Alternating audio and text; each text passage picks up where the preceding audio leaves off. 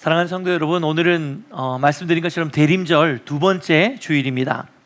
이 대림절이라는 것은요, 한자로 기다릴 대자에 임하실 임자를 사용해서 말 그대로 임하실 주님을 기다리는 절기, 그게 바로 대림절 절기입니다. 그래서 우리는 흔히 이 대림절을 아기 예수님께서 이 땅에 탄생하신 그 성탄절을 한 달 전부터 기다리면서 이렇게 준비하는 기간이라고 생각하기가 쉬운데요. 물론 그것도 맞습니다. 그런데 이 대림절의 진짜 의미는 그것으로만 끝나는 것이 아닙니다. 왜냐하면 성탄절에 예수님께서 이 땅에 오신 것은 이미 2000년 전에 이루어진 일입니다. 예수님의 임재, 이것을 우리 초림이라 그러거든요. 예수님이 처음 이 땅에 임하신 그 임재는 우리가 기다릴 필요가 없습니다. 이미 이루어졌기 때문입니다. 그래서 대림절이 갖고 있는 훨씬 더 본질적인 의미는 그냥 단순히 성탄절을 기다리는 의미가 아니라 이제 우리 가운데 다시 오실 예수 그리스도, 구원자로 심판자로 다시 오실 그 예수님을 기다리고 예수님의 재림을 소망하며 기다리는 그러한 절기가 바로 이 대림절 절기라고 이해를 하시면 됩니다. 그런데 여기서 한 가지 우리가 솔직한 질문을 좀 던져보아야 됩니다. 지금 우리는 과연 주님이 이 땅에 오시는 그 재림을 정말 우리는 소망하고 또 기다리는 그런 신앙생활을 하고 있는지 한번 우리가 자문할 필요가 있을 것 같아요. 사실 이 질문 앞에 우리는 어느 누구라도 선뜻 예스라고 대답할 수 있는 사람이 많지 않을 것입니다. 왜냐하면 우리는 이 기다림 자체가 이제는 너무나도 어려워진 시대를 살아가고 있기 때문입니다. 모든 것이 너무 바쁘고 분주한 세상이죠. 심지어 토요일 저녁에 제가 깜빡하고 주일 간식으로 음료수를 주문을 안 했어도 토요일 저녁 시간에 주문하면 주일 새벽에 새벽 배송을 해주는 그런 세상입니다. 그러니까 너무 편하기도 하지만 그만큼 세상은 굉장히 빠르게 돌아가고 있고 모든 사람, 어느 누구 할 것 없이 모든 사람의 삶의 모습을 보면 다 분주하고 다 제각각 그 바쁨 속에서 그렇게 정신없는 삶을 살아가기 마련입니다. 정보도, 물건도, 감정도, 인간관계도 너무나도 빨리 소비되어지는 그런 시대를 우리가 살아가고 있죠. 그러다 보니 이 기다림이라는 것이 우리의 일상에서 너무나도 낯선 것이 되어지고 있지 않을까 하는 생각을 해보게 되었습니다. 그리고 이런 시대적인 흐름은 사실 우리의 영적인 삶에도 고스란히 영향을 미치고 있습니다. 여러분, 상도의 삶의 가장 본질적인 기다림이 무엇이라고 생각하십니까? 성도의 삶의 가장 본질적인 기다림은요, 천국이 오기를 기다리는 거죠. 이 땅 가운데 하나님 나라가 임하는 것, 이것을 우린 재림이라고 이야기를 합니다. 예수님이 탄생하신 건 초림, 처음 오신 임재이기 때문에 임하신 거라서 초림이라고 이야기하고요, 다시 오실 예수님, 우리가 천국에 갈 그날은 우리가 재림이라고 이야기를 하죠.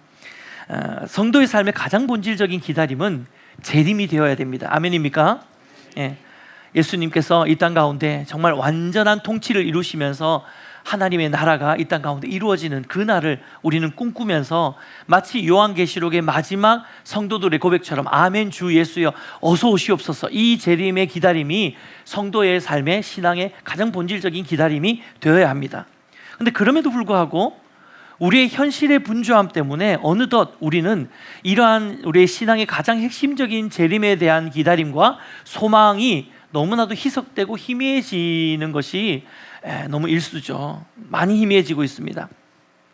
말씀은 늘 우리에게 주님이 언제 오실지 모른다, 그러니까 항상 깨어 있어라 라고 도전해 주시고, 또 우리는 그 말씀 앞에 아멘 주 예수여 오시옵소서 라고 고백은 하고 찬양은 하지만 정작 우리가 이 고백대로 살아가기에는 너무나도 바쁘고 분주한 인생을 우리 모두는 다 살아가고 있는 것이죠.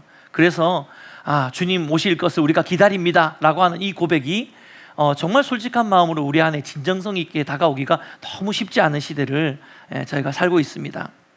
사실 멀리 볼 것도 없이 제 경우만 해도 오늘 앞에서 저희 오프닝 하면서 제가 이실직고를 했는데, 사실 지난주가 대림절 첫 번째 주간이었고 이게 초를 켰어야 되거든요. 근데 제가 이제 추수감사절하고 셀 개편하고 이러면서 정신이 하나도 없다 보니까, 그리고 또 제가 12월 첫째 주로 계산을 잘못한 거예요. 바보 같은 생각을 해가지고 11월 마지막 주인데, 그래서 제가 깜빡을 하고 대림절 첫 번째 주간을 잊어버리고 지나갈 정도로 저 역시도 생각해보니까 연말 되니까 진짜 너무 분주하고 바쁜 거예요. 근데 뭐 성도님들의 삶은 뭐 오죽 뭐 더하시지 않겠습니까? 그렇죠? 예, 세상에서 살아가는 것이 더 바쁘고 더 분주한 일상을 여러분 사실 텐데, 아마 오늘 이 자리에 오실 때도 다들 아마 막 일주일 내도록 정신없이 살다가 아마 오셨을 거예요. 예, 연말이 갈수록 우리의 삶이 참 분주해지기 마련이죠. 사랑하는 여러분, 하지만 우리가 이 대림절을 맞아서 다시 한번 우리의 삶을 점검하고 돌아보고 또 스스로에게 이렇게 자문할 필요가 있습니다. 이 대림절을 맞았는데 이 대림절을 어떻게 하면 우리가 의미 있게 보낼 수 있을까? 바쁘고 분주한 현실의 삶이지만 그럼에도 불구하고 어떻게 하면 우리가 이 대림절이 단지 성탄을 기다리는 것이 아니라 더 너머에 있는 예수 그리스도께서 이 땅에 오시는 그 임재를 기다리는, 하나님의 임하실 것을 기다리는 절기라고 내가 들었는데, 그럼 어떻게 하면 내가 이러한 예수님이 이 땅에 오시는 그 재림을, 너무 멀 것 같고 너무 와닿지 않는 이야기지만 어떻게 하면 이것을 기다리는 삶을 진짜 내가 살 수 있을까? 라는 그 고민을 우리가 오늘 해보아야 된다는 것이죠. 저는 이러한 질문의 대답이 오늘 우리가 읽은 본문의 에베소서 3장 말씀에 정확히 담겨 있다고 생각합니다. 누차 말씀드리는 거지만 제가 말씀을 준비하면서 참 신기하다는 생각을 많이 합니다. 뭐 꼭 끼워 맞추려고 하는 게 아니라 이 에베소서 강의를 그냥 순서에 맞춰서 이렇게 한 주 한 주 하다 보니 어느 순간 하나님이 딱 그 주 그 주에 딱 적절한 필요한 말씀들을 이렇게 부어주시는데요. 오늘도 마찬가지였어요. 대림절에 관련되는 말씀을 따로 준비할 필요도 없이 바로 이 에베소서를 묵상해 보니까 여기에 고스란히 대림절의 의미가 다 담겨 있는 거더라고요. 여러 차례 말씀드려서 다들 이미 알고 계시겠지만 이 에베소서를 쓰고 있는 사도 바울의 현실의 삶은 결핍과 제한으로 가득 차 있는 감옥이었습니다. 이 감옥에서 에베소 교회 성도들을 향해 편지를 쓰고 있는 것이죠. 그런데 오늘 본문을 보시면요, 여러분 본문을 오늘 교독하시면서 좀 유심해서 말씀을 읽으셨다면 아마 금세 느끼셨을 것입니다. 사도 바울이 감옥에서 쓴 편지라고는 도무지 믿겨지지 않을 만큼 바울의 편지는 충만함으로 가득 차 있습니다. 16절부터 한번 말씀을 올려주시겠습니까?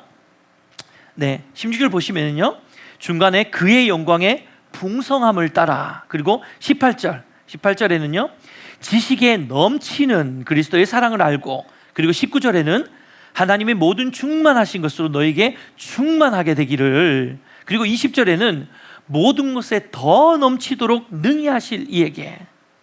여러분 어떻습니까?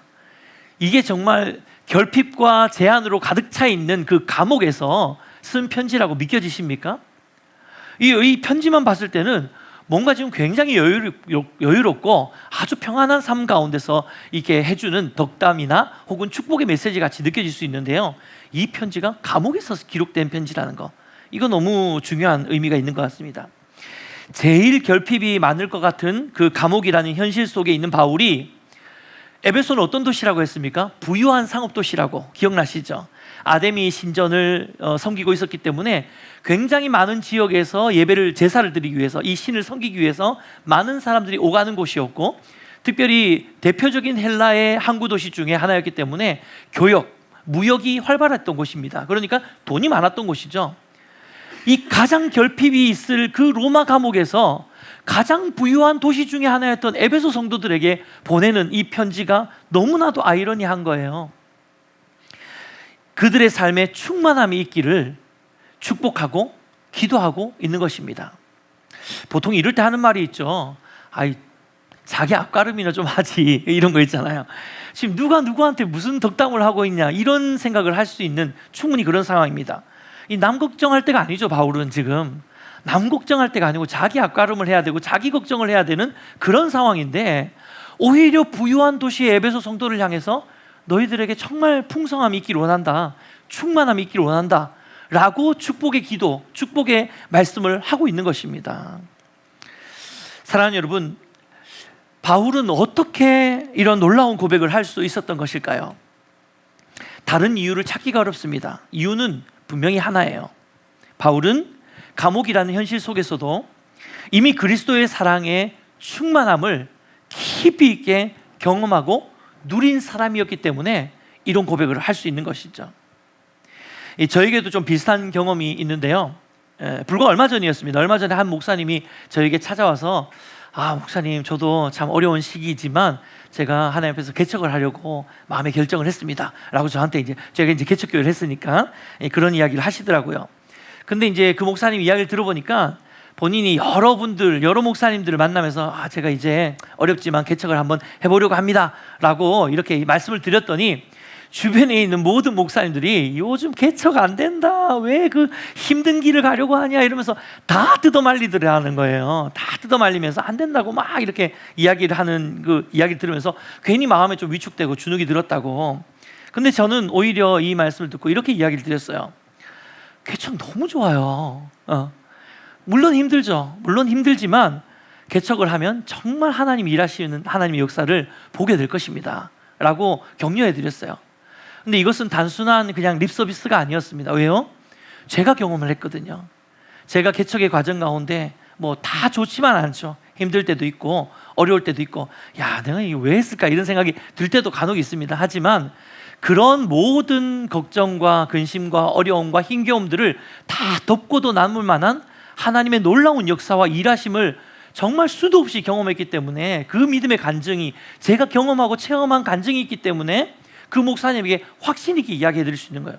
개척 너무 좋아요. 하나님의 교회를 세우는 일 정말 귀한 일입니다 라고 확신 있게 말씀드릴 수 있는 것입니다. 지금 사도 바울에게도 마찬가지의 경우이죠. 그는 먼저 자신의 인생 한가운데서 그리스도의 사랑의 충만함을 경험하고 맛본 사람이었습니다. 그래서 에베소 성도들을 향해서도 담대하게 이렇게 기도할 수 있었던 것이죠. 여러분 안에 이 충만이 흘러넘치기를 원합니다. 아멘입니까? 에베소 교회를 향해 그들 안에 이 충만이 흘러넘치게 되기를 축복할 수 있었던 거예요. 립서비스가 아니라 내가 경험한 충만을 그들도 누리기를 원하는 확신이 있었던 거죠.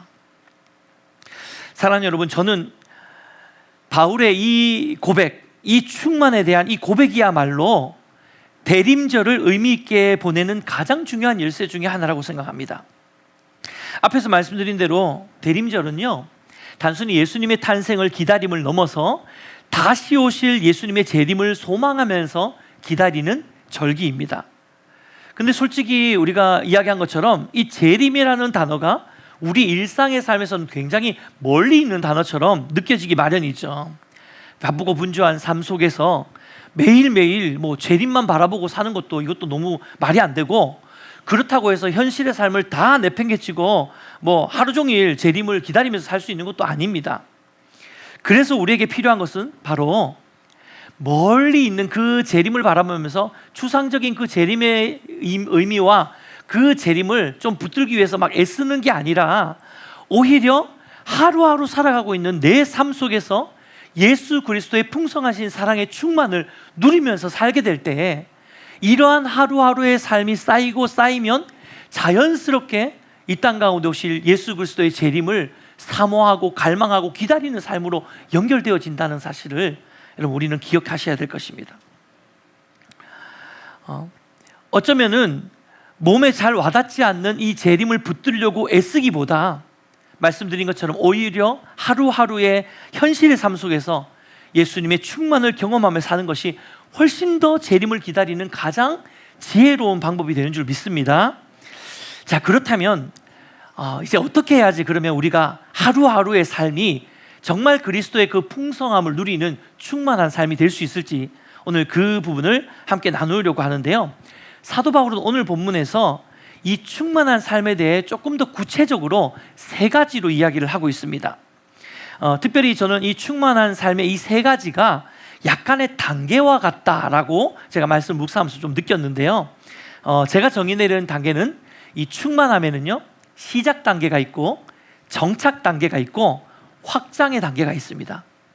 사도 바울은 오늘 본문 말씀에서 우리 안에 이 예수 그리스도의 풍성하신 사랑이 충만해지는 그 첫 출발점, 그 시작점의 시작 단계를 이렇게 이야기하고 있습니다. 충만한 삶의 첫 번째 단계는 함께 읽을까요? 시작. 성령의 능력으로 속 사람이 강해질 때에 시작된다. 우리 16절 말씀입니다. 같이 읽겠습니다. 시작. 그의 영광의 풍성함을 성령으로 말미암아 너희 속사람을 능력으로 강건하게 하시오며. 충만한 삶을 살기 위해서 바울이 가장 먼저 드린 기도는 성도들의 속사람, 즉 내면이 강건해지는 것이었습니다. 바울은 한 가지 중요한 영적인 원리를 알고 있었던 것 같아요. 여러분, 진짜 충만은요, 바깥에서부터 채워지는 것이 아니라 내 안에서부터 흘러나온다는 것을 우리는 꼭 기억하시기를 주님의 이름으로 축복해 드립니다. 사실 세상 사람들도 이걸 알고 있어요. 세상 사람들도 이 사실을 드디어 깨닫기 시작했습니다. 아무리 밖에 있는 것으로 나를 채운다 하더라도 그게 돈이든 명예든 지위든 인기든 뭐든 이것이 한계가 있구나, 이것이 영원하지 않구나, 이것이 완전하지 않구나, 이거를 예수를 믿지 않는 세상 사람들도 안다고요. 그래서 세상 사람들이 많은 인문학이나 또 사회, 여러 지금 사회의 현상들을 보면 일반 세상에서도, 일반 사회에서도 우리의 내면을 강하게 하려고 하는 움직임들이 굉장히 많이 일어나고 있습니다. 항상 저는 이런 설교할 때마다 우리 이동혜 집사님이나 이렇게 우리 교수님들이 앉아 계셔가지고 좀 무게 폼 잡는 것 같은데, 네, 아무튼 그래도 네, 양해해 주시고. 맞죠? 네. 일반 세상에서도 우리 내면을 강하게 하는 움직임들이 굉장히 많이 일어나는데요, 실제로 의지 혹은 멘탈 관리, 정신력, 그리고 자존감의 상승 등등 이러한 노력들을 통해서 외부적인 요인으로 해서 내가 강건해지는 게 아니라 우리식으로 말하면 속사람인데, 사실 이 속사람은 좀 다른 개념입니다. 이제 그들의 용어로 따지자면 우리의 내면 안이 건강해지도록, 온전히 세워지도록 엄청나게 세상에도 애를 쓰고 있습니다. 하지만 이런 것들이 우리의 본질적인 속사람을 온전히 세울 수는 없습니다. 바울은 분명히 말씀합니다. 그의 성령으로 말미암아 너희 속사람을 능력으로 강건하게 하시며. 여러분, 우리의 속사람, 이 속사람은요, 죄와 허물로 죽었던 죄의 종로로 타던 사람에서 하나님께서 구원해 주신 이 사람을 이야기하는 것입니다. 그래서 어떤 의미에서 본질적으로 우리의 정체성이죠. 우리가 정말로 하나님의 자녀답게 살 수 있는 이 속사람을 진짜로 강건한 하나님의 자녀다운 삶으로 변화시켜 주는 것, 단지 그냥 죄에서 구원해 준 정도로만 머무는 게 아니라 정말로 하나님의 자녀다운 사람으로 내 속사람이 변화되어지는 것, 옛사람은 버리고 새 사람의 정체성으로 내 속에서 변화가 일어나는 이 일은 멘탈 관리나 의지력이나 이런 것으로 일어나는 일이 아니라는 것이죠. 오직 누가 하시는 일입니까? 성령님만이 하실 수 있는 일이랍니다. 할렐루야. 성령님이 내 안에서 역사하실 때만 나의 인격의 변화가 일어나고 생각이 달라지고 세상을 바라보는 관점이 변화가 일어나는 것입니다. 그리고 바로 그때로부터 참된 충만이 시작되기 시작하는 거예요. 여러분, 혹여라도 우리 삶 가운데 그리스도로 충만하지 않는 삶을 살고 있는 것 같다면 우리가 가장 먼저 점검해야 되는 출발점은 바로 여기에 있습니다. 내가 성령의 충만함을 입었나? 내가 성령님이 내 안에 계시나? 성령님이 내 안에서 일하고 계시는지를 점검하면서 무엇보다도 이 성령 하나님을 붙드는 삶을 사셔야지 거기서부터 비로소 참된 충만이 시작되어지는 것이죠. 두 번째 충만의 단계는요, 정착 단계에 있는데요, 같이 한번 읽겠습니다. 시작. 충만은 예수님이 우리 마음에 계실 때에 자리 잡는다. 에베소 3장 17절 말씀 읽겠습니다. 시작. 믿음으로 말미암아 그래서 너희 마음에 계시게 하시옵고 너희가 사랑 가운데서 뿌리가 박히고 터가 굳어져서. 바울이 두 번째로 구한 것은 예수님께서 우리 마음에 계시는 것이에요. 이것은 그냥 단순히 그냥 왔다 갔다 하는 그런 게 아니라 완전히 내주하시고 거주하시는 것을 의미합니다. 이때 계시다에 해당하는 헬라어 단어는 카토이케오라고 하는 단어인데요, 이 단어는 그냥 잠깐 들렸다가 머물다가 언제든지 떠날 수 있는 단어가 아니라 집을 짓고 완전히 눌러 앉아서 산다, 이런 의미를 가지고 있는 단어가 바로 카토이케오입니다. 완전히 자리 잡다라는 거예요.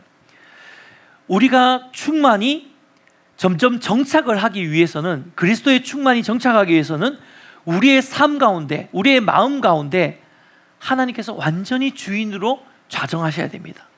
예수 그리스도께서 완전히 우리의 삶의 주인으로 좌정하셔야 되는 거예요. 여러분, 손님이 와서 우리의 집안의 살림을 이끌 수 없습니다. 오직 주인만이 집안의 살림을 이끌 수 있는 것처럼 예수 그리스도께서 우리의 내면 안에 손님처럼 필요할 때만 왔다 갔다 하는 손님처럼 우리가 그렇게 예수님을 우리 맞아들이는 것이 아니라 정말로 내 삶의 주인으로 예수 그리스도를 인정하고 예수님이 내 삶을 이끌어 가시도록 그분에게 나의 주도권을 내어드리는 삶을 살 때에 비로소 그때부터 내 삶의 충만이 점점 정착되어지는 단계에 이르게 되는 것이죠. 그래서 대림절에 우리가 해야 되는 가장 중요한 결단은 예수님을 마음 한켠에 두는 것이 아니라 우리의 마음의 중심에 모셔드리는 일인 줄 믿습니다. 특별히 바울은 이것을 사랑 가운데 뿌리가 박히고 터가 굳어진다라는 표현으로 표현하고 있는데요. 여러분, 이 터가 굳어진다 할 때 이 터 어디서 많이 들어본 것 같지 않습니까? 에베소서 앞부분에서 우리가 교회에 대해서 이야기할 때 사도 바울이 교회를 이렇게 표현했어요. 사도들과 선지자들의 터 위에 세움받은 교회. 기억나시죠? 이때 터라고 하는 게 바로 이 터입니다. 그런데 사도들과 선지자의 터 위에 세웠다는 건 뭐냐면 그들이 전한 하나님의 말씀 위에 교회가 세워졌다라는 걸 의미하는데, 사도 바울은 같은 맥락으로 지금 이야기를 하고 있는 것이에요. 사랑하는 여러분, 우리 안에 하나님의 풍성하신, 그리스도의 풍성하신 사랑이 나를 충만하게 채우기 위해서 우리는 반드시 어디에 뿌리를 내리고 어디에 기반을 내려야 하냐면 하나님의 말씀 앞에 기반을 내려야 된다는 사실을 우리가 기억하셔야 됩니다. 하나님의 말씀에 우리가 중심을 두고 거기에 우리가 뿌리를 내리고 말씀을 붙들고 살아갈 때에 비로소 그 말씀에서부터 온전한 하나님의 사랑이 뿌리를 내리고 열매 맺고 우리 안에 충만하게 정착하면서 그렇게 자라기 시작하게 되는 것이죠.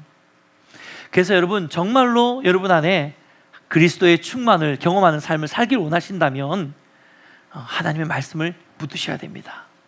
그래서 오늘 광고도 나갔는데요. 이제 WBS 2기 사역이 또 시작이 됩니다. 그래서 여러분 2주 동안 지원을 받는다고 하니까 여러분 많이 지원하시고 내년에 1월 둘째 주부터 아마 이제 60주의 대장정이 들어가게 될 텐데요. 여러분 기도하시면서 정말로 말씀을 사모함으로 배우는 시간 많이 가지시면 좋겠습니다. 마지막 우리 충만의 삶의 세 번째 단계는요, 확장 단계인데요. 확장 단계가 같이 읽어보겠습니다. 시작. 에베소서 3장 18절 19절 말씀 함께 읽겠습니다. 시작. 능히 모든 성도와 함께 지식에 넘치는 그리스도의 사랑을 알고 그 너비와 길이와 높이와 어떠함을 깨달아 하나님의 모든 충만하신 것으로 너희에게 충만하게 하시기를 구하노라. 아멘. 사랑하는 여러분, 이 충만의 마지막 단계는요, 확장 단계예요. 근데 이 확장 단계는 그리스도의 사랑을 더 깊이 있게 깨달아 아는 것에서부터 시작되어집니다.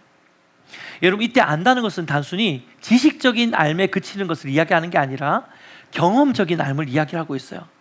마치 부부 사이에 서로 그 친밀하게 서로 알고 경험하는 것처럼 우리가 하나님을 더 깊이 있게 아는, 사도 바울이 이야기하고 있는 하나님을 더 깊이 있게 알아가는 것은 이건 그냥 지식으로만 채우는, 머리로만 알아가는 게 아니라 하나님을, 예수 그리스도의 사랑을 실제로 내가 체험하고 경험하는 그런 경험을 의미하고 있습니다. 내 삶에 일어나는 하나님의 역사와 일하심과 그분의 사랑과 은혜를 직접 체험하는 것이죠. 성경은 이러한 경험을 가지고 이렇게 이야기합니다. 그리스도의 우리 여호와의 선하심과 인자하심을 맛보아 알지어다. 여러분, 맛보아 아는 것만큼 확실한 게 뭡니까? 눈으로 보고 향기를 맡고 그 다음에 이걸 퍼서 먹을 때에 이 미각에서 느껴지는 그 맛, 새콤달콤한 맛, 그 맛을 맛보는 것처럼 이러한 경험을 하는 것이 필요하다라는 것이죠. 그래서 그리스도의 사랑을 체험하다 보면 어느 순간 나를 향한 하나님의 사랑, 나를 향한 이 예수 그리스도의 풍성하신 사랑이 결코 내 상식과 또 내 이해와 나의 지식으로는 담을 수 없는, 한계를 뛰어넘는 사랑이라는 것을 경험하게 되는 것입니다. 이것으로 인해서 우리는 하나님의 사랑의 충만을 더 확장시키게 되는 거예요. 그동안 내가 갖고 있었던 하나님의 사랑에 대한 이해보다 훨씬 더 확장되어지고 훨씬 더 깊어진 하나님의 사랑을 경험하게 되고 그로 말미암아 훨씬 더 충만해지는 단계까지 들어가게 되는 것이죠. 이것을 바울은 오늘 본문에서 그리스도의 사랑의 넓이와 깊이와 높이와 길이라고 표현을 하고 있습니다. 사랑하는 여러분, 바로 이러한 그리스도의 사랑의 넓이와 길이와 높이와 깊이를 경험할 때에 그리스도의 충만이 내 삶 가운데 더 깊이 있게 확장되어질 줄 믿습니다. 말씀을 맺겠습니다. 이 대림절 기간에 우리가 어떻게 이 시간을 잘 보낼 수 있을까요? 대림절은 말씀드린 것처럼 오신 예수 그리스도를 기억하고 또 다시 오실 예수님을 기다리는 시간이라고 했는데, 결국 오실 예수님을 기다리는 삶은 멀리 볼 것도 없이 내게 허락하신 하루하루의 삶 속에서 그리스도의 충만을 경험하는 삶이라고 오늘 말씀을 함께 나누었습니다. 따라서 우리는 이 대림절 기간에 우리가 더욱더 성령의 임재와 성령의 충만을 경험하도록 우리가 애쓰고, 또 말씀 앞에 우리가 더 나아가면서 말씀이 내 삶을 움직일 수 있도록 더 말씀을 깊이 있게 붙들고, 또 더 나아가서 예수님의 그 사랑이 나의 삶을 날마다 채우고 또 날마다 부어주시는 그 사랑을 체험하도록 그 사랑 안으로 더 깊이 있게 나아가는 그 일을 할 때에 비로소 우리의 삶은 그리스도의 사랑으로 풍성케 되어지는 충만을 경험하게 될 것입니다. 그런데요 여러분, 이 충만은요 그냥 단지 나만 기쁘고 나만 세워지는 것에서 끝나지 않습니다.